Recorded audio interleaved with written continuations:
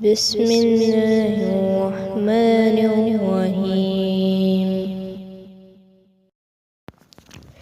أرأيت الذي يكذب بالدين فذلك الذي يدع اليتيم ولا يحض على طعام المسكين فويل للمصلين الذين هم عن صلاتهم ساهون الذين هم يراءون